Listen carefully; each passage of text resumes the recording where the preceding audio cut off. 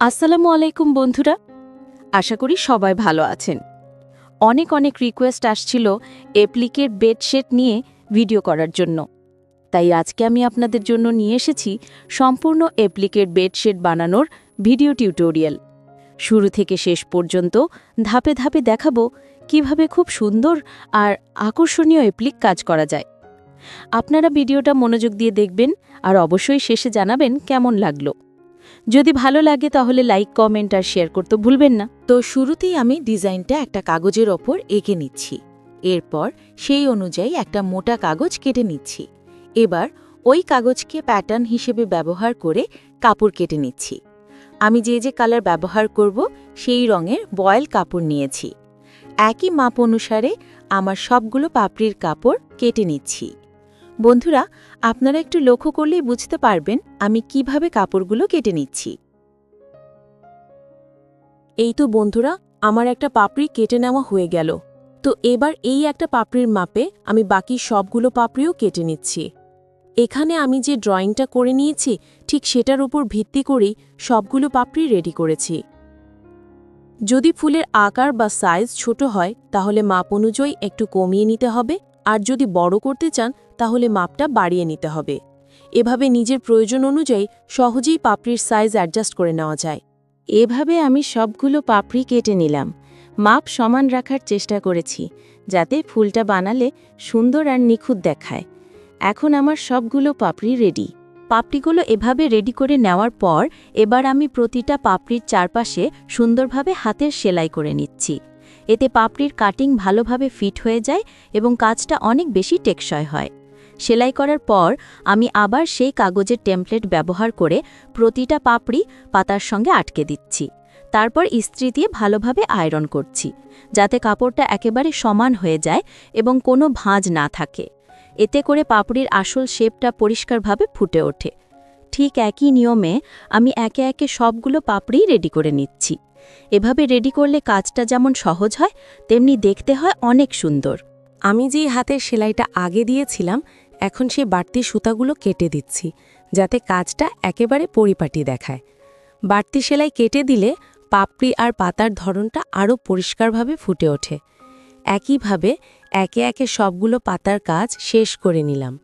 এভাবে ধাপে ধাপে করলে প্রতিটি অংশ সুন্দরভাবে তৈরি হয় এবং পুরো ডিজাইনটা অনেক গোছানো দেখায়। তো এবার আমি সবগুলো পাপড়ি একে একে মূল কাপড়ের সঙ্গে আটকে নিচ্ছি। প্রতিটা পাপড়ি সঠিক জায়গায় বসানোর পর আমি আবারও বড় বড় হাতের সেলাই দিয়ে ভালোভাবে আটকে দিচ্ছি যাতে সেলাইগুলো মজবুত হয় আর পাপড়িগুলো ঠিক জায়গায় থাকে। এরপর আরও সুন্দরভাবে ফিক্স করার জন্য আমি ব্যবহার করছি নর্মাল কম রেটের আইকা আঠা, যা সহজেই পাওয়া যায়। এই আঠা ব্যবহার করলে পাপড়িগুলো কাপড়ের সঙ্গে শক্তভাবে আটকে যায় এবং কাজটা দীর্ঘস্থায়ী হয়। এভাবে ধাপে ধাপে আমি পুরো ডিজাইনটা গুছিয়ে নিচ্ছি। এভাবেই সেলাই দিয়ে আটকে নেওয়ার পর এবার আমি যাচ্ছি মূল সেলাইয়ের দিকে। এখানে সেলাইটা করার জন্য আমি ব্যবহার করেছি নর্মাল কটন সুতা, তবে সেটা নিয়েছি 2 গুণ পরিমাণে যাতে সেলাইটা একটু বেশি মজবুত হয়। এবার আমি খুব ছোট ছোট করে ধীরে ধীরে সেলাই করছি। চাদরের অ্যাপ্লিকের কাজটা আসলে অন্য ছোট ফুলের কাজের তুলনায় একটু বেশি কষ্টকর হয়, কারণ এখানে একটু টেকনিক অবলম্বন করতে হয়। আপনারা যদি সম্পূর্ণ ভিডিওটা মনোযোগ দিয়ে দেখেন তাহলে খুব সহজেই বুঝতে পারবেন কিভাবে স্টেপ বাই স্টেপ করতে হয়। এভাবে ছোট ছোট সেলাই দিয়ে আমি আস্তে আস্তে পুরো পাপড়িটা সেলাই করে নিচ্ছি। খেয়াল রাখতে হবে যেন সেলাইগুলো সমান হয়, তবেই কাজটা দেখতে আরও সুন্দর লাগবে। এরপর আমি আবার দ্বিতীয় পাপড়িটা প্রতিবারের মতো শুরু থেকে সেলাই করতে শুরু করলাম। এখানে সেলাই করার সময় আমি আলতো হাতে সুতা টেনে নিচ্ছি যাতে কাপড়টা কুঁচকে না যায়। আসলে অ্যাপ্লিকের কাজে ধৈর্য আর মনোযোগ খুব দরকার।